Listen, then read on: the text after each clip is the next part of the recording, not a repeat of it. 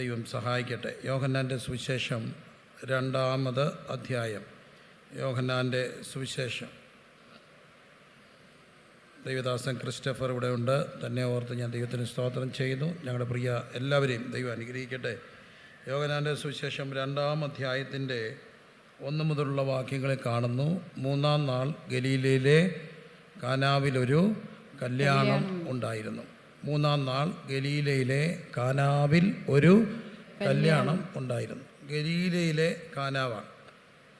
അതുകൊണ്ട് ഒരു പക്ഷേ മറ്റ് കാനാവ് കാന എന്ന് പറയുന്ന സ്ഥലങ്ങൾ കാണാമായിരിക്കും. ചില സ്ഥലങ്ങൾ പല സ്ഥലങ്ങളിലുണ്ട്, ചില സ്ഥലപ്പേരുകൾ. അപ്പം അതുപോലെ ഇവിടെ പറയുന്നു ഗലീലയിലെ കാനാവിൽ ഒരു കല്യാണം ഉണ്ടായിരുന്നു.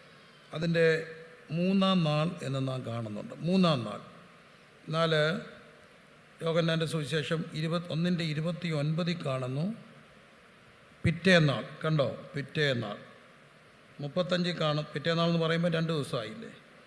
യോഹന്നാൻ 1:35 കാണുന്നു പിറ്റേന്നാൾ. വീണ്ടും 1:43 കാണുന്നു പിറ്റേന്നാൾ. അപ്പം 2-ാം അധ്യായത്തിൻ്റെ 1-ാമത്തെ വാക്യത്തിൽ കാണുന്നു 3-ാം നാൾ. അപ്പോൾ യോഹന്നാൻ്റെ സുവിശേഷകൻ ഒരു പക്ഷേ ഒരു ക്രോണോളജിക്കൽ ഓർഡറിനപ്പുറത്ത് ഒരു തിയോളജിക്കൽ കൺസെപ്റ്റ് ആയിരിക്കാം അവിടെ ഉദ്ദേശിക്കുക. ക്രോണോളജിക്കലി പിറ്റേന്നാൾ എന്ന് പറയുന്നതിനപ്പുറത്ത് 3-ാം നാളെന്ന് പറയുന്നത് ഒരു തിയോളജിക്കൽ കൺസെപ്റ്റാണ്. 3-ാം നാൾ പ്രതീക്ഷയുടെ ഒരു ദിവസമാണ്. യോനായെ മത്സ്യം വിഴുങ്ങി. ദൈവത്തിൻ്റെ പദ്ധതികളിൽ നിന്ന് ഇച്ചിരി ഉതറി മാറിപ്പോയതാണ്. പക്ഷേ വിഴുങ്ങിയ യോന മത്സ്യത്തിൻ്റെ വയറ്റിൽ നിന്ന് പുറത്തു വന്നത് എത്രാം ദിവസമാണ്? 3-ാം ദിവസം. നമ്മുടെ വാഴ്ത്തപ്പെട്ട കർത്താവ് മരിച്ചു, അടക്കപ്പെട്ടു. എത്രാം ദിവസം ഉയർത്തെഴുന്നേറ്റു? 3-ാം ദിവസം. അപ്പോൾ 3-ാം നാൾ എന്ന് പറയുന്നത് പ്രതീക്ഷയുടെ, ദൈവിക ഇടപെടലിൻ്റെ, ദൈവിക വിടുതലുകൾ കാണുന്നതിൻ്റെ ഒരു ദിവസമായിട്ട് നമുക്ക് കാണാൻ കഴിയും. 3-ാം നാൾ ഗലീലയിലെ കാനാവിൽ ഒരു കല്യാണം ഉണ്ടായിരുന്നു.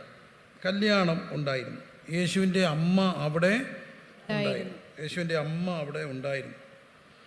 യേശുവിനെ ശിഷ്യന്മാരെയും കല്യാണത്തിന് ക്ഷണിച്ചിരുന്നു. വീഞ്ഞ് പോരാതെ വരികയാൽ. അപ്പോൾ ഈ കല്യാണത്തിൻ്റെ പ്രത്യേകത നമ്മൾ കാണുന്നുണ്ട്. യേശു സന്ദർശിച്ച ഒരു ഭവനം ഒരു കല്യാണ വീടാണ്. ഗലീലയിലെ കാനാവിലെ കല്യാണ വീട്. അവിടെ യേശുവിനെയും ശിഷ്യന്മാരെയും അവിടെ ക്ഷണിച്ചിരുന്നു എന്ന് കാണുകയാണ്. 2018 വെള്ളപ്പൊക്കം, ഭീകരമായ പ്രളയം കഴിഞ്ഞപ്പോൾ പ്രളയത്തിൽ മൊത്തം മുങ്ങിപ്പോയ ഒരു ഭവനം. ആ ഭവനത്തെ എളിയദാസിന് അതിനുശേഷം സന്ദർശിച്ചപ്പോൾ അവരത് ഭവനമൊക്കെ വൃത്തിയാക്കുന്നു. മുങ്ങിപ്പോയ, വെള്ളത്തിൽ നനഞ്ഞു പോയ സാധനങ്ങളൊക്കെ ഉണങ്ങുന്നു. പക്ഷേ ആ പ്രിയര്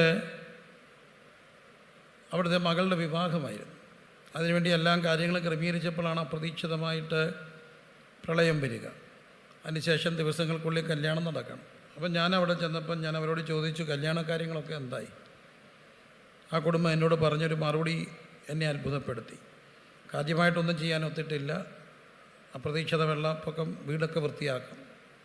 പക്ഷേ ഞങ്ങളൊരു കാര്യം ചെയ്തു, ഒരു ദിവസം ഉപവസിച്ചു, ഒരു കുറി യേശുവിനെ ക്ഷണിച്ചു. ഞാൻ നോക്കിയപ്പം ടീപ്പോയിൽ ഒരു കുറി ഇരിപ്പുണ്ട്, ടു ജീസസ് എന്നെഴുതിയ ഒരു കുറി. നല്ലതായിട്ട് തോന്നി. ആരെ ക്ഷണിച്ചു? യേശുവിനെ ക്ഷണിച്ചു. അപ്പോൾ നമ്മുടെ വീടുകളിൽ വിവാഹത്തിന് ക്ഷണിക്കപ്പെടേണ്ട ആദ്യത്തെ വ്യക്തി ആരാ? യേശു. ഇനിയും കല്യാണം നടക്കാൻ പോകുന്ന മക്കളെ കല്യാണത്തിന് കുറച്ച് ദിവസം മുമ്പ് ഉപവസിച്ച് പ്രാർത്ഥിച്ച് വിശുദ്ധിയോടെ ക്ഷണിക്കണം. കുടുംബം ഒരുമിച്ച് ആരെ? യേശുവിനെ ക്ഷണിക്കണം. യേശുവിനെ മാത്രം പോരാ, യേശുവിനെയും ശിഷ്യന്മാരെയും ക്ഷണിച്ചിരുന്നു. ലാസ്റ്റ് ബട്ട് നോട്ട് ലീസ്റ്റ് എന്ന് പറയാറുണ്ട്. ഏറ്റവും ഒടുവിൽ ക്ഷണിക്കപ്പെടേണ്ടവരല്ല ദൈവദാസന്മാർ. നോക്കൂ, അവിടെ പറയുകയാണ് യേശുവിനെയും ശിഷ്യന്മാരെയും ക്ഷണിച്ചിരുന്നു. യേശുവിൻ്റെ അമ്മ അവിടെ ഉണ്ടായിരുന്നു. പക്ഷേ ആ വീട്ടിൽ വീഞ്ഞ് പോരാതെ വരികയാൽ ഒരു വിനീതമായ അപേക്ഷ ഇടയ്ക്ക് ഒന്ന് പറഞ്ഞോട്ടെ. മനുഷ്യരും മൃഗങ്ങളും തമ്മിൽ ഒത്തിരി വ്യത്യാസമുണ്ട്. മനുഷ്യരും മൃഗങ്ങളും തമ്മിലുള്ള ഏറ്റവും പ്രഥമമായ ഒരു വ്യത്യാസങ്ങളൊന്ന്, മനുഷ്യർക്ക് മാത്രമേ ചിരിക്കാനൊക്കത്തുള്ളൂ. മൃഗം ചിരിച്ച് കണ്ടിട്ടുണ്ടോ? ഇല്ല. ഒരു പട്ടി നിങ്ങൾ പോകുമ്പോൾ, തെരുവ് പട്ടി നിങ്ങളെ നോക്കി ചിരിച്ചാൽ അപ്പോഴേ നിങ്ങൾ ഫ്ലാറ്റ് ആകത്തില്ലേ? നിങ്ങൾ രാവിലെ പശുവിനെ കറക്കാൻ ചെല്ലുമ്പോൾ പശു ചിരിക്കുകയാണ്, അന്നേരം അമ്മച്ചി മയങ്ങി പോകത്തില്ലേ? അപ്പം മനുഷ്യന് മാത്രമുള്ള കഴിവാണ് എന്ത് ചെയ്യുക? ചിരിക്കുക എന്നുള്ളത്. അതുകൊണ്ട് ഈ എളിയവൻ വലിയ മനഃശക്തിയൊന്നും ഉള്ളവനല്ല. അതുകൊണ്ട് എൻ്റെ മുമ്പിൽ മുഖം വീർപ്പിച്ച് എന്നെ കാണിക്കരുത്. അങ്ങനെ വീർപ്പിച്ച് കാണിച്ചാൽ എനിക്ക് കിട്ടുന്നൊരു സന്ദേശമുണ്ട്, ഇറങ്ങിപ്പോടാ, എനിക്ക് നിങ്ങളെ ഇഷ്ടപ്പെടുന്നില്ലെന്നുള്ളതാണ്. കാരണം എൻ്റെ ചർച്ചിൽ ഒരപ്പച്ചനുണ്ടായിരുന്നു. ആ നടന്ന സംഭവം ഞങ്ങൾ കഥ പറയും, നടന്നത് പറയും. പക്ഷേ എൻ്റെ സഭയിലെ അപ്പച്ചൻ ഭയങ്കര സന്തോഷവാനായിരുന്നു. പ്രസംഗം കേൾക്കുമ്പോൾ മരിച്ചുപോയി, 104-ാമത്തെ വയസ്സിൽ. പ്രസംഗം കേൾക്കുമ്പോൾ സന്തോഷം കൂടിയാൽ അപ്പച്ചൻ പറയും ബലേ ഫേഷ് ഗ്ലോറി, അങ്ങനെ തന്നെ, അമേൻ, ഇങ്ങനെ ഇരിക്കും. അപ്പോൾ ഞാൻ ഒരു ഡോക്ടർ പ്രസംഗിക്കുകയാണ്, അദ്ദേഹത്തിന് ഞാൻ പരിഭാഷപ്പെടുത്തുകയാണ്. 3/4 മണിക്കൂർ കൊടുത്തു പ്രസംഗത്തിന്, പരിഭാഷ ഉൾപ്പെടെ. ഞാൻ നല്ല പ്രസംഗം തുടങ്ങി. 10 മിനിറ്റ് കൊണ്ട് അദ്ദേഹം പറഞ്ഞു now I am concluding my message, if God's wills next time I will continue എന്ന് പറഞ്ഞുകൊണ്ടിരുന്നു. ഇരുന്നപ്പോൾ ഞാൻ ചോദിച്ചു, താൻ എന്തോ പണിയാണ് കാണിച്ചത്? 40 മിനിറ്റ് കഴിഞ്ഞു. ഞാൻ കയറിയപ്പം തൊട്ടാ അപ്പച്ചൻ പറയുക, ഇരിക്കടാ പോടാ, ഇരിക്കടാ പോടാ. പുള്ളി പറഞ്ഞത് ബലേ ഭേഷ്, അങ്ങനെ തന്നെ എന്നാ. സ്റ്റേജിൽ ഇരുന്ന പുള്ളിക്ക് തിരിഞ്ഞത് പോടാ പോടാ പോടാ, ഇറങ്ങി പോടാ. അപ്പോൾ അതുകൊണ്ട് ദയവായിട്ട് ഒരു അപേക്ഷയുണ്ട്, ഒന്ന് സന്തോഷമായിട്ടിരിക്കണം, മുഖം വീർപ്പിച്ച് കാണിക്കരുത്. അല്ലെങ്കിൽ പിന്നെ കണ്ണടച്ച് പ്രസംഗിക്കുന്ന ഉപദേശിയായിരിക്കണം. എളിയവൻ അങ്ങനെ ചെയ്യാറില്ല. അപ്പോൾ അതുകൊണ്ട് സന്തോഷമായിട്ടും റെസ്പോണ്ട് ചെയ്തും ഒക്കെ ഇരിക്കാൻ സ്നേഹത്തോടെ ഓർപ്പിക്കുകയാണ്. 3-ാം നാൾ ഗലീലയിലെ കാനാവിൽ ഒരു കല്യാണം ഉണ്ടായിരുന്നു. യേശുവിനെയും ശിഷ്യന്മാരെയും അവിടെ ക്ഷണിച്ചിരുന്നു. വീഞ്ഞ് പോരാതെ വരികയാൽ അവിടെ ഒരു കുറവുണ്ടായി. ആ കുറവ് ആദ്യം അറിഞ്ഞത് ആരാണ്? അമ്മയാണ്. ഈ അമ്മ എന്ന് പറയുന്ന ആ യാഥാർത്ഥ്യം, ഒരു സങ്കല്പം പ്രത്യേകമായിട്ട് ഓർക്കപ്പെടേണ്ട കാര്യമുണ്ട്. എല്ലാ കുറവും ആദ്യം അറിയാൻ കഴിവുള്ളത് ആർക്കാ? അമ്മയ്ക്കാണ്. മിടുക്കൻ അച്ചായനാണെങ്കിലും അച്ചായൻ എന്തെങ്കിലും ചുറ്റിക്കളി ഉണ്ടെങ്കിൽ ആദ്യം പിടിക്കുന്ന ആരാണ്? അമ്മയാണ്. പിടിക്കൂ അമ്മ, പൊക്കുക അയാളെ, മനുഷ്യ ചവിട്ടി കൂട്ടുമെന്ന് പറയും. അമ്മ ഭയങ്കര സാധനമാണ്, എല്ലാം കണ്ടുപിടിക്കുന്ന. മക്കളെയൊക്കെ എന്തെങ്കിലും ഉണ്ടെങ്കിൽ ആദ്യം അറിയുന്ന ആരാ? അമ്മയാണ്. അതാണ് അമ്മ. ഇവിടെ ഒരു വീടിൻ്റെ പോരായ്മ ആരറിഞ്ഞു? അമ്മയറിഞ്ഞു. അമ്മ അറിഞ്ഞ ഒരു ഗുണമുണ്ട്, അത് വേറെ ആരോടും പറഞ്ഞില്ല. ആരോട് പറഞ്ഞു? യേശുവിനോട് പറഞ്ഞു. അപ്പോൾ യേശുവിനോട് പറഞ്ഞപ്പോൾ ഇച്ചിരി മടിപ്പിക്കുന്ന ഒരു ഉത്തരം തോന്നുന്നുണ്ട്. സ്ത്രീയെ, എനിക്കും നിനക്കും തമ്മിൽ എന്താണ്? എൻ്റെ നാഴിക ഇതുവരെ വന്നിട്ടില്ല. നാഴിക എന്നുള്ളൊരു പദം യോഹന്നാനി കാണിക്കുന്നത് മരണത്തെയാണ്. തെളിവ് യോഹന്നാൻ 13:1, നാഴിക വന്നു എന്ന് യേശു അറിഞ്ഞു. അപ്പം അടയാളങ്ങളും അത്ഭുതങ്ങളും ചെയ്തെന്നത് മരണത്തിലേക്കുള്ള ഒരു പ്രവേശനമാണ്. ശുശ്രൂഷ ഒരു സുഖകരമായ കാര്യമല്ല. ശുശ്രൂഷിക്കുക എന്ന് പറയുന്നത് മരണം വിളിച്ചു വരുത്തുന്ന ഒരു കാര്യമാണ്. അത് ഒരു പക്ഷേ അഭിനവ സുവിശേഷകർക്ക് അറിയില്ലായിരിക്കാം. അവർക്ക് പലപ്പോഴും അത്ഭുതങ്ങളും അടയാളങ്ങളും ഒരു പെർഫോമൻസാണ്. പ്രവചിക്കുമ്പോൾ, അത്ഭുതങ്ങൾ ചെയ്യുമ്പോൾ ഒക്കെ TV ഒക്കെ ക്യാമറ ശരിക്ക് പിടിക്കാൻ പറയുന്നവരുണ്ട്. എന്തിനാ? അറിയാൻ. പക്ഷേ യേശുവിനെ സംബന്ധിച്ചിടത്തോളം അത്ഭുതത്തിലേക്ക് പ്രവേശിക്കുക, മരണത്തിലേക്ക് പ്രവേശിക്കുക. അതുകൊണ്ട് തന്നെ യേശു പറഞ്ഞു, സ്ത്രീയെ, എൻ്റെ നാഴിക ഇതുവരെ വന്നിട്ടില്ല. സ്ത്രീ എന്ന് പറയുന്ന പദം അവിടെ മോശപ്പെട്ട ഒരു കാര്യമല്ല. കാരണം സ്ത്രീയുടെ സന്തതി അവൻ്റെ തല തകർക്കും. സ്ത്രീയുടെ സന്തതി അവൻ്റെ തല തകർക്കും. അപ്പോൾ അവൻ്റെ അമ്മ ശുശ്രൂഷക്കാരോട് പറഞ്ഞു, അവൻ എന്തെങ്കിലും കൽപ്പിച്ചാൽ അത് ചെയ്യണം. ഒന്ന് പറഞ്ഞ്, എന്ത് കൽപ്പിച്ചാലും എന്ത് ചെയ്യണം? ഇതാണ് ആ വീടിൻ്റെ പ്രത്യേകത. അവിടെ അമ്മ പറഞ്ഞു കൊടുത്തു, ഒരു കാര്യം ചെയ്യണം, ഇതൊക്കെ പറഞ്ഞാലും അവൻ എന്ത് കൽപ്പിച്ചാലും അത് ചെയ്യണം. എല്ലാവരും ഒന്ന് പറഞ്ഞ്, യേശു എന്തെങ്കിലും കൽപ്പിച്ചാൽ എന്ത് ചെയ്യണം? ചെയ്യണം. ഉറക്കെ പറഞ്ഞ്, യേശു കൽപ്പിച്ചത് ചെയ്യണം. അവിടെ യഹൂദന്മാരുടെ ശുദ്ധീകരണ നിയമം അനുസരിച്ച് 2-3 പറ വീതം കൊള്ളുന്ന എത്ര കൽപ്പാത്രം? 6 കൽപ്പാത്രം ഉണ്ടായിരുന്നു. 6 എന്നുള്ള സംഖ്യാശാസ്ത്രത്തിൽ 6 അപൂർണതയുടെ സംഖ്യയാണ്. പൂർണ്ണസംഖ്യ എത്രയാണ്? 7. നിങ്ങൾ ശ്രദ്ധിച്ചാൽ അറിയാം. ഫാൻസി നമ്പർ എടുക്കുന്ന മന്ത്രിമാരൊക്കെ ഉണ്ട്. എനിക്കറിയാവുന്ന പലരുണ്ട്. അവരേത് പുതിയ വണ്ടി എടുത്താലും നമ്പർ 7000 അല്ലെങ്കിൽ 7777. ആരും 666 എടുക്കാറുണ്ടോ? ഇല്ല. പൊതുവേ നമ്മളാരും 666 എടുക്കാറില്ല, 7 എടുക്കാറുള്ളത്. പക്ഷേ ഇവിടെ യഹൂദൻ്റെ ശുദ്ധീകരണ നിയമം അനുസരിച്ച് എത്ര കൽപ്പാത്രം?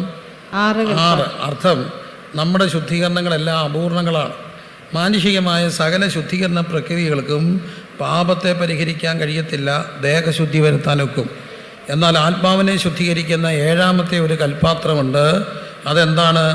അവിടുത്തെ ചങ്ക് പടയാളി തുറന്നു, അവൻ്റെ വിലാപ്പുറത്ത് അവർ കുന്തം കൊണ്ട് കുത്തി, രക്തവും വെള്ളവും തുറന്നു ഒഴുകി വന്നു, ഇന്ന് ഒഴുകുന്നുണ്ട്. എന്ത് കൽപ്പാത്രം? അവിടെ ഒരു പാത്രമുണ്ട്. നമ്മുടെ പാപം എത്ര കടിഞ്ചുവപ്പായിരുന്നാലും ഹിമം പോലെ വെളുപ്പിക്കുന്ന കുഞ്ഞാണ്ട് പുണ്യാഹ രക്തം. പ്രിയരെ, മാനുഷികമായ ശുദ്ധീകരണ പ്രക്രിയകളെല്ലാം തന്നെ പരിമിതിയുള്ളതാകുമ്പോൾ പരിമിതിയില്ലാത്ത ഒരു ശുദ്ധീകരണം തരുന്ന ഏഴാമത്തെ ഒരു കൽപ്പാത്രമുണ്ട്, ഏഴാമത്തെ ഒരു പാത്രമുണ്ട്. അത് ചങ്കിലെ ചോരയാണ്. അതുകൊണ്ടാണ് നാം പാടുക, ചങ്കിലെ ചോര കൊണ്ട് അവൻ എന്നെയും വീണ്ടെടുത്തു, ചങ്കോടണച്ചവനെ നിന്നിൽ ഞാൻ ചാരുകയാണ്. 2-3 പറവീതം കൊള്ളുന്ന 6 കൽപ്പാത്രം ഉണ്ടായിരുന്നു. യേശു അവരോട് പറഞ്ഞു, ഈ കൽപ്പാത്രങ്ങളിൽ എന്ത് ചെയ്യണം? വെള്ളം നിറയ്ക്കാൻ പറഞ്ഞു. അടുത്തൊരു വാക്ക്, അവരെന്തോരം നിറച്ചു? വക്കോളം നിറഞ്ഞു. വക്കോളം. യേശു പറഞ്ഞു, fill the jars with water and they fill them up to the brim. വക്കോളം. വക്കോളം എന്ന് പറഞ്ഞ അർത്ഥം ഇനിയും കുറച്ചുകൂടെ ബാക്കിയില്ല, മൊത്തം നിറച്ചു. യേശു ഒരു കാര്യം പറഞ്ഞാൽ യേശു പറഞ്ഞത് അനുസരിക്കണം. എങ്ങനെ അനുസരിക്കണം? വക്കോളം അർത്ഥം ചെയ്യാവുന്നതിൻ്റെ മാക്സിമം. ഹല്ലേലൂയ. അവരെന്തോരം നിറച്ചു? വക്കോളം നിറച്ചു. ആ വാക്കെല്ലാവരും ഒന്ന് പറഞ്ഞ്, എന്തോരം? വക്കോളം. ബുദ്ധിമുട്ടില്ലെങ്കിൽ അടുത്തിരിക്കുന്ന ആളെ കൈപിടിക്കാൻ കോവിഡിൻ്റെ പ്രോട്ടോക്കോളിൽ കഴിഞ്ഞെങ്കിലും ബുദ്ധിമുട്ട് തോന്നുകയാണെങ്കിൽ നോക്കിയൊന്ന് പറഞ്ഞേ, എന്തോരം നിറയ്ക്കണം? വക്കോളം നിറച്ചോണം, മാക്സിമം ചെയ്തോണം. ചെയ്യാവുന്നതിൻ്റെ മാക്സിമം. അത് വളരെ ഗൗരവമുള്ളൊരു കാര്യമാണ്. ചെയ്യാവുന്നതിൻ്റെ മാക്സിമം ചെയ്യണം. കൈയടിക്കുകയാണെങ്കിൽ എങ്ങനെ അടിക്കണം? കൈയടിക്കുകയാണെങ്കിൽ എങ്ങനെ അടിക്കണം? മാക്സിമം ശക്തിയോടെ അടിക്കണം. പെന്തക്കോസുകാരായതുകൊണ്ട് അറിയത്തില്ല, എന്നാലും പഴയ അപ്പച്ചന്മാർ പറയുന്ന ഒരു വാക്കുണ്ട്, വെറ്റിലെ ചുണ്ണാമ്പ് പുരട്ടുന്ന പോലെ ഒരിക്കലും എന്ത് ചെയ്യരുത്? കൈ അടിക്കരുത്. നമുക്ക് പിന്നെ വെറ്റില കണ്ടിട്ടില്ലല്ലോ, ചുണ്ണാമ്പും കണ്ടിട്ടില്ലാത്തതുകൊണ്ട് കുഴപ്പമില്ല. എന്നാലും കൈ അടിക്കുകയാണെങ്കിൽ എങ്ങനെ അടിക്കണം? മാക്സിമം അടിക്കണം. പെന്തക്കോസ്തുകാരായ ദൈവമക്കൾ ഇവിടെ ഏറെ പേരെയും കാണും.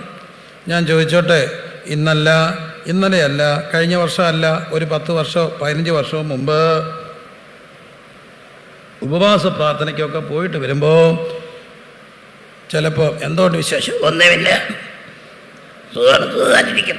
നിനക്കെന്താ പറ്റി? ഒന്നും പറ്റിയില്ല. പിന്നെ ഉപവാസ പ്രാർത്ഥനയായിരുന്നു. ഉപവാസ പ്രാർത്ഥന അനുഗ്രഹമായതിൻ്റെ ലക്ഷണം എന്തായിരുന്നു? തൊണ്ടയടയ്ക്കുമായിരുന്നു. ഉപവാസ പ്രാർത്ഥനയ്ക്ക് പോയി തൊണ്ടയടച്ചവരൊന്ന് കൈ പൊക്കാമോ? പൊക്കെന്ന് ഇല്ല പൊക്കി. അതാണ് കുഴപ്പം. ഉപവാസ പ്രാർത്ഥനയ്ക്ക് പോയാൽ ഇത്രയും പേരേ ഉള്ളൂ, 4-5 പേരേ ഉള്ളൂ കരിസ്മയിൽ ഉള്ളോ.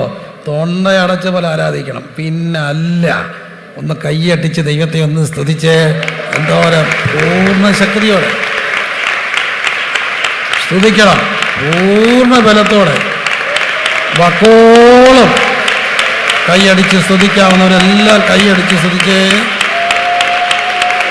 ആർപ്പോടെ സ്തുതിക്കാവുന്നവർ ആർപ്പോടെ സ്തുതിക്കണം. Hallelujah, hallelujah, hallelujah. ആർപ്പോട് നിന്നെ ഘോഷിക്കും ഈ സിയോ യാത്രയിൽ, മുൻപോട്ടു താനെയോ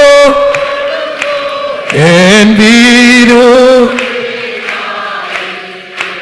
ആർപ്പോടു നിന്നെ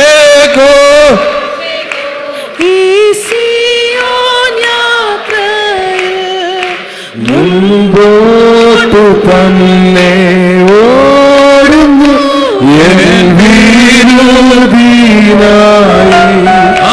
ലഭിക്കും നിശ്ചയം വീരുദനിക്കും, ശത്രുക്കളാരുമേ കൊണ്ടുപോകയും പ്രാപിക്കും അന്നു ഞാൻ രാജൻ കയ്യിൽ നിന്നു. ദൂതന്മാരുടെ മധ്യത്തിൽ പ്രാപിക്കും അന്നു ഞാൻ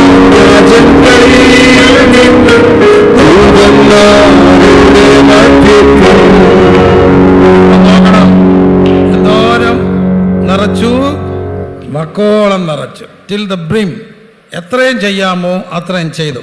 അപ്പോൾ ഒരു കാര്യം ഓർക്കുക, കർത്താവിന് വേണ്ടി ഒരു കാര്യം ചെയ്യുമ്പോൾ മാക്സിമം സന്തോഷത്തോടെ, മാക്സിമം ശക്തിയോടെ, ഫുൾ എനർജറ്റിക്കായിട്ട്, മാക്സിമം ഇൻപുട്ടിട്ട് കർത്താവിന് വേണ്ടി ചെയ്താലേ കാനാവിലെ അത്ഭുതം കാണാൻ കഴിയുകയുള്ളൂ. കാനാവിലെ അത്ഭുതം കാണണമെങ്കിൽ maximum maximum maximum. Hallelujah, hallelujah, hallelujah, hallelujah. ഒന്നുകൂടെ കൈ അടിച്ച് സ്തുതിച്ച്, ഒരാൾ പോലും കൈ അടിക്കാതിരിക്കരുത്. അത് സുഖമുള്ള കാര്യമല്ല. കൈ അടിച്ച് സ്തുതിക്കുമ്പോൾ കൈ അടിച്ച് സ്തുതിക്കണം. ശബ്ദമെടുത്ത ദൈവത്തെ സ്തുതിക്കണം. Hallelujah, hallelujah, hallelujah.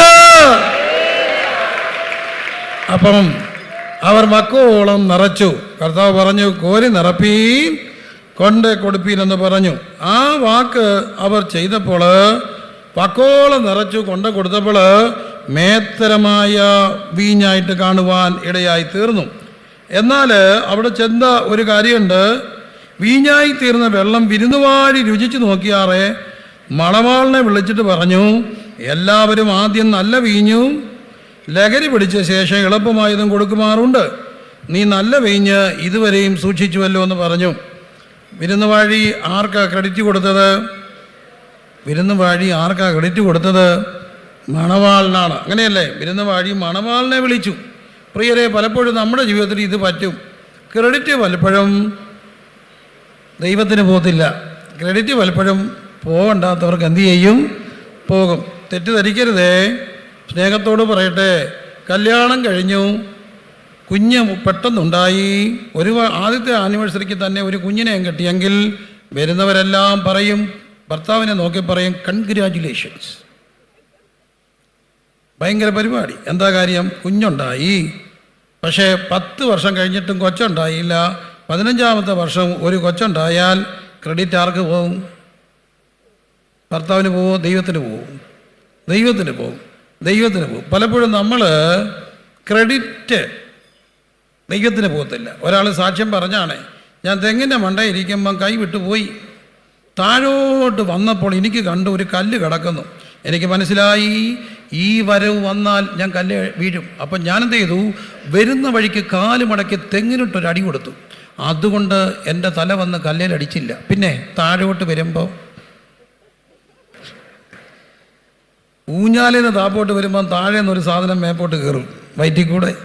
നമ്മളാണ് തെങ്ങേന്ന് താപ്പോട്ട് വരുമ്പം താഴോട്ട് നോക്കിയത്, പിന്നെ കാല് മടക്കി അടിച്ചത്. നടക്കുന്ന കാര്യമാണോ? അല്ല. ഇനി അടിച്ചെങ്കിൽ പോലും തമ്പുരാൻ അടിപ്പിച്ചെന്നേ പറയാവൂ.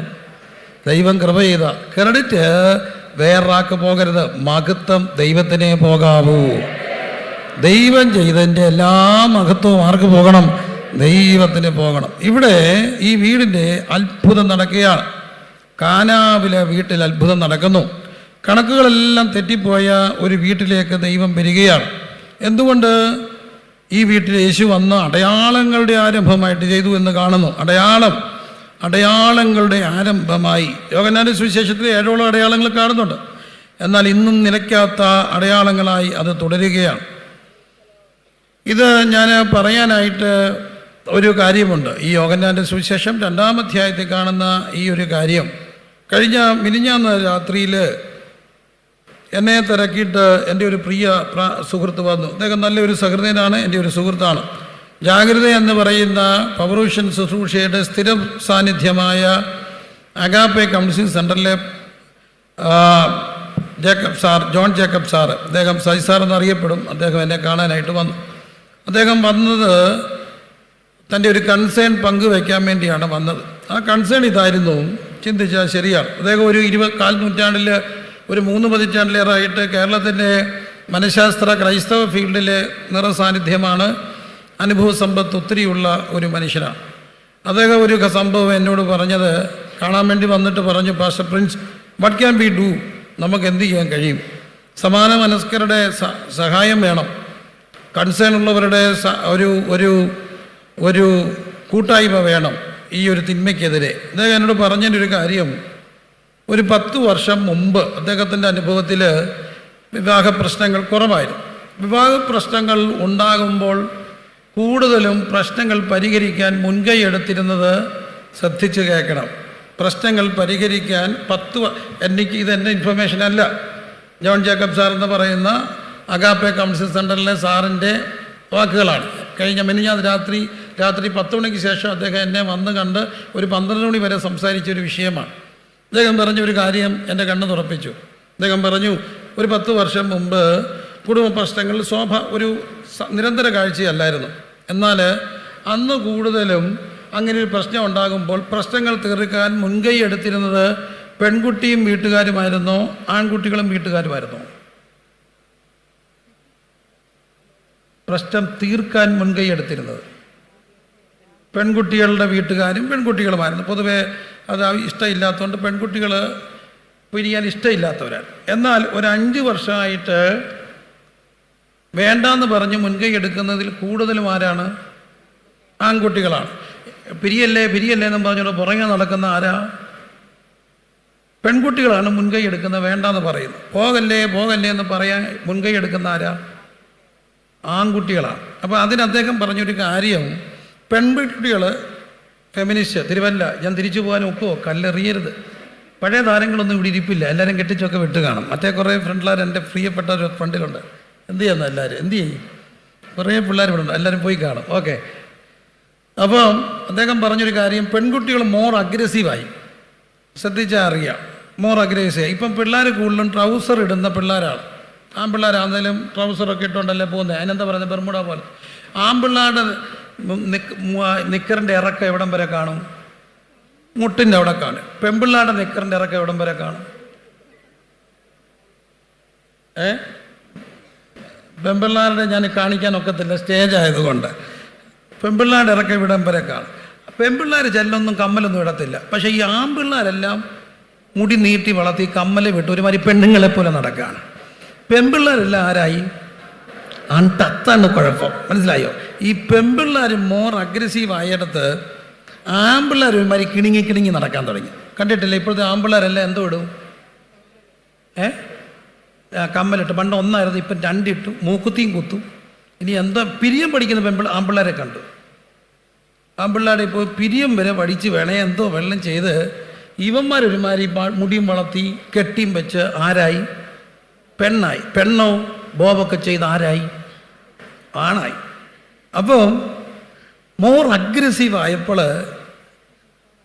അതിൻ്റെ ഒരു ഭാഗമായിട്ട് കുടുംബത്തകർച്ചകൾ കൂടാൻ തുടങ്ങി. അപ്പോൾ അദ്ദേഹം പറഞ്ഞ ഒരു കാര്യം എന്നെ അത്ഭുതപ്പെടുത്തും. 128ാമത്തെ സ്ഥാനമാണ് ഇന്ത്യക്ക് ഡിവോഴ്സിൽ, ലോകസ്ഥാനത്ത്. അപ്പോൾ ഹൈന്ദവ സഹോദരങ്ങൾക്ക് കുടുംബം ഇന്നും വലിയ കാര്യമാണ്.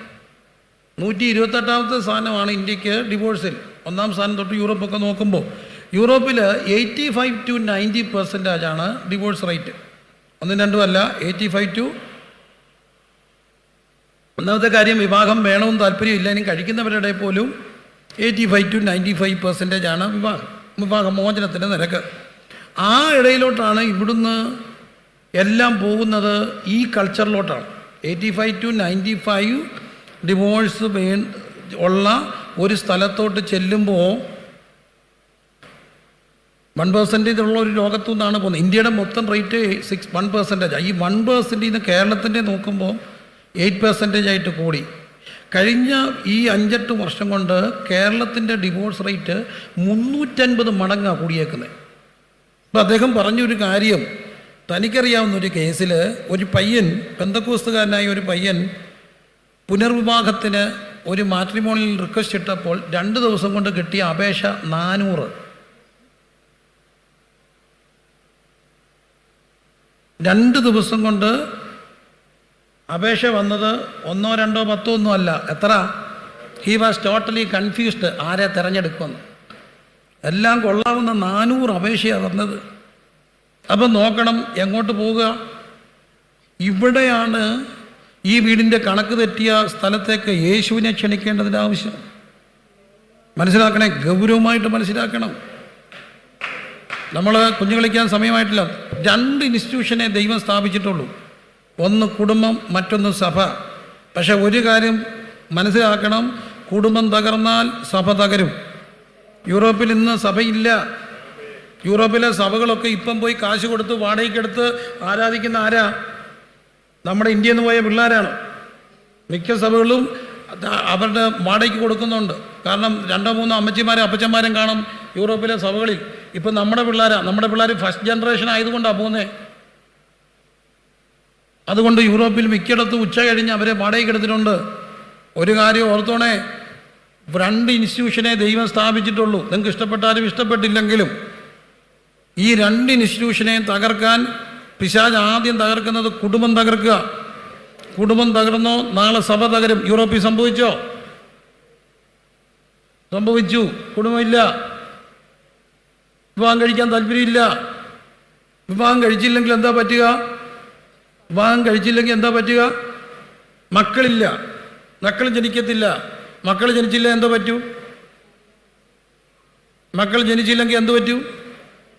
അടുത്ത ജനറേഷൻ കാണത്തില്ല.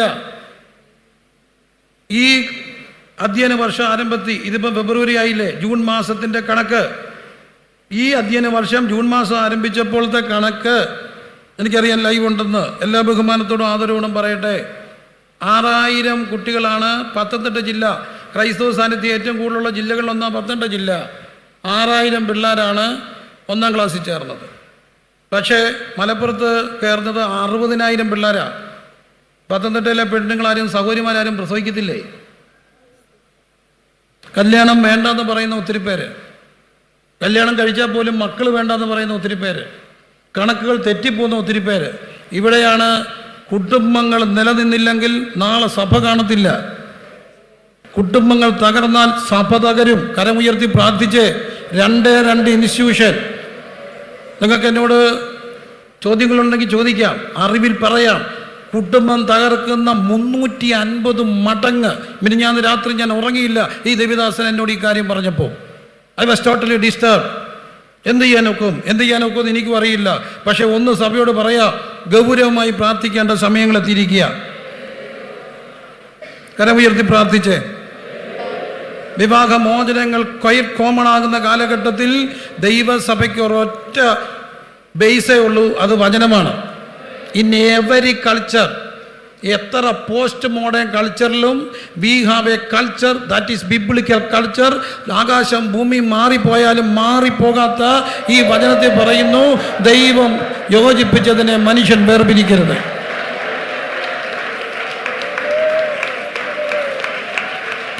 ദൈവം യോജിപ്പിച്ചതിനെ മനുഷ്യൻ വേർപിരിക്കരുത്. കരങ്ങൾ അടിച്ച് ദൈവത്തെ സ്തുതിച്ച് പറഞ്ഞ് കുടുംബങ്ങൾ തകരല്ലേ. യേശു വരണം. പ്രശ്നങ്ങളുണ്ടാകാം, കുറവുകളുണ്ടാകാം. പ്രശ്നങ്ങളും കുറവുകളും ഇല്ലാത്ത ഒരു വീട് ലോകത്തില്ല. ഉണ്ടോ? ഇല്ല. എനിക്കറിയാവുന്ന ഒരു പെൺകുട്ടി, ആ വിവാഹ വിഷയങ്ങളിൽ ഞാൻ ഇടപെട്ടിട്ടുണ്ട്. അതുകൊണ്ട് തന്നെ എനിക്കറിയാം. കല്യാണം കഴിഞ്ഞ ആദ്യ ദിവസങ്ങൾ അവൾ മനസ്സിലാക്കി അവൾക്കൊരിക്കലും ഒരു കുഞ്ഞ് അമ്മയാകാൻ ഭാഗ്യം ലഭിക്കില്ല. കാരണം ഒരു രോഗം കൊണ്ട് പൗരുഷം നഷ്ടപ്പെട്ട ഒരു പുരുഷനാണ് അവളുടെ ഭർത്താവ്. ഈസിയായിട്ട് അവൾക്ക് വിവാഹമോചനം കിട്ടും. കോടതിയുടെ അടുക്കൽ ചെന്ന് ഈ കാര്യം പറഞ്ഞാൽ കോടതി വിധിക്കും that marriage is null and void. പക്ഷേ കുട്ടി പോയില്ല. അവൾ അവനെ കുറ്റപ്പെടുത്തിയില്ല. കർത്താവാണ് യോജിപ്പിച്ചതെങ്കിൽ മുട്ടുകുത്തി 2 പേരും കൂടെ കൈ കോർത്ത് പ്രാർത്ഥിച്ചു. ഒരു ലൈഫ് ലൈൻ ക്ലിനിക്കിലും ട്രീറ്റ്മെൻറ്റ് പോകാതെ ദൈവം അവർക്ക് കൊടുത്ത 2 ആൺകുഞ്ഞുങ്ങളെ കാണുമ്പോൾ എനിക്കൊരു കാര്യം മനസ്സിലായി. യേശുവിനെ വിളിക്കണം.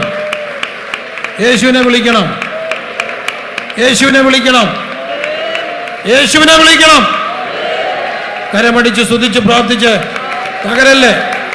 പൊളിക്കാൻ ദുഷ്ടം നോക്കും, അറക്കാനും മുട്ടിക്കാനും മോഷ്ടിക്കാനും പിശാച് വരുമ്പോ യേശു വന്നത് ജീവൻ തരാൻ.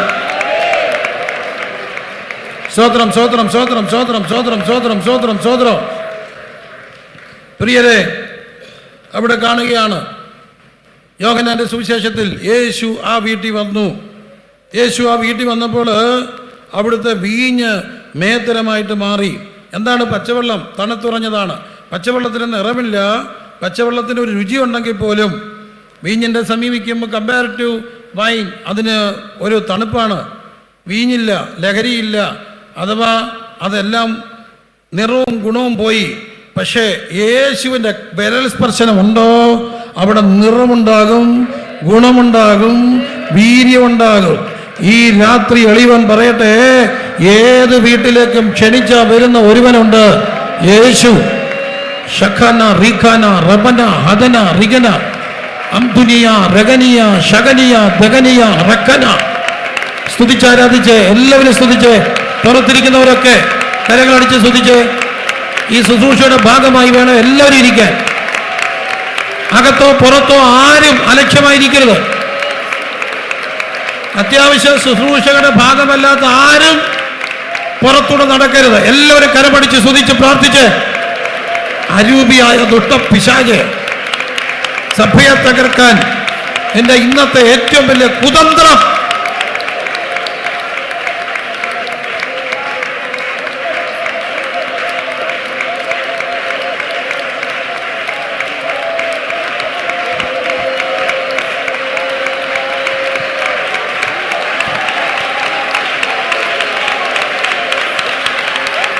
യേശു വരും. തണുത്തുറഞ്ഞ ജീവിത സാഹചര്യങ്ങളിലേക്ക്, നഷ്ടപ്പെട്ട ആരോഗ്യത്തിലേക്ക്, നഷ്ടപ്പെട്ട ജീവിത സന്തോഷത്തിലേക്ക് വിളിക്കണം യേശുവിനെ. ഒറ്റ വാക്കുകൊണ്ട് പച്ചവെള്ളം വീഞ്ഞായതുപോലെ നിറമില്ലാത്ത, മണമില്ലാത്ത, രുചിയില്ലാത്ത, ഗുണമില്ലാത്ത വെള്ളം വീര്യമുള്ളതാക്കി മാറ്റാൻ കർത്താവിന് കഴിയുമെന്ന് വിശ്വസിക്കുന്നവരെല്ലാം യേശുവേ ഞങ്ങളുടെ ഭവനങ്ങളിലേക്ക്, ഞങ്ങളുടെ മക്കളുടെ വീടുകളിലേക്ക്. സ്വോത്രം സ്വോത്രം സ്വോത്രം സ്വോത്രം സ്വോത്രം സ്വോത്രം സ്വോത്രം സ്വോത്രം സ്വോത്രം സ്വോത്രം സ്വോത്രം സ്വോത്രം.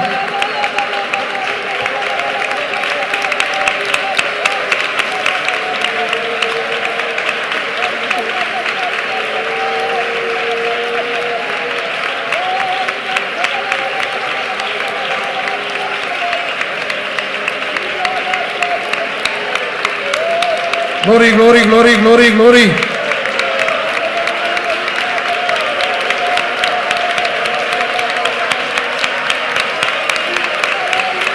Adana rigana rabana hadana rigana regaja rabana shagana digana regaja dhara rigana regaja rabana shagana digana regaja rabana handa regaja regana.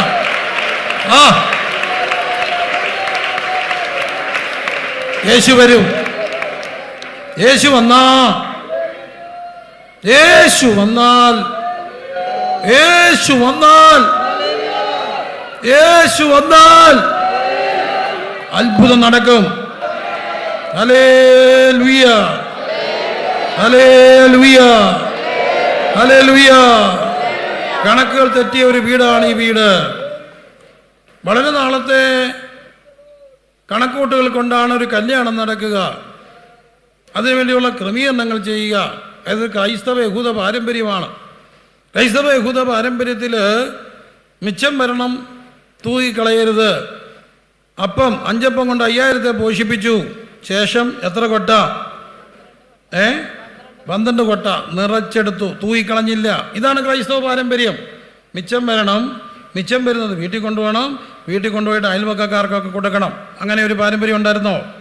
ഉണ്ടായിരുന്നു. പിള്ളേരൊക്കെ വീട്ടിൽ പോകുമ്പം, ബന്ധുക്കൾ കല്യാണം കഴിഞ്ഞ് പോകുമ്പോൾ പറയും, ഇടി വൈകിട്ടത്തേക്കിനുള്ളത് കൂടെ എന്ത് ചെയ്യും, കൊണ്ടുപോകാൻ പറയും. അതായിരുന്നു വീട്. അപ്പം അതാണൊരു ക്രൈസ്തവ പാരമ്പര്യം. ഇവിടെ തികയാതെ വന്നാൽ നാണക്കേടാണോ അല്ലയോ? ആണോ? അവിടെ കണക്കുകളൊക്കെ കൂട്ടി തെറ്റിപ്പോയി. പക്ഷേ സകല കണക്കുകൂട്ടും തെറ്റിയിടത്തേക്ക് യേശു വരികയാണ്. പ്രിയരെ, ഇതുപോലെ മനുഷ്യ ജീവിതത്തിൻ്റെ കണക്കുകൂട്ടുകൾ തെറ്റാം. ആരോഗ്യത്തെക്കുറിച്ചുള്ള കണക്കുകൾ തെറ്റാം. സാമ്പത്തികത്തെക്കുറിച്ചുള്ള കണക്കുകൾ തെറ്റാം. സർവോപരി തലമുറകളെക്കുറിച്ചുള്ള സ്വപ്നങ്ങളുടെ കണക്കുകൾ തെറ്റാം. പക്ഷേ കണക്കുകൾ തെറ്റുമ്പോൾ യേശു ഉണ്ടോ, അത്ഭുതങ്ങൾ നടക്കാൻ തുടങ്ങും. സ്വോത്രം സ്വോത്രം സ്വോത്രം സ്വോത്രം. ഈ രാത്രി യേശു ഇവിടെ വന്നിട്ടുണ്ട്. യേശു വന്നിട്ടുണ്ട്, യേശു വന്നിട്ടുണ്ട്, യേശു വന്നിട്ടുണ്ട്.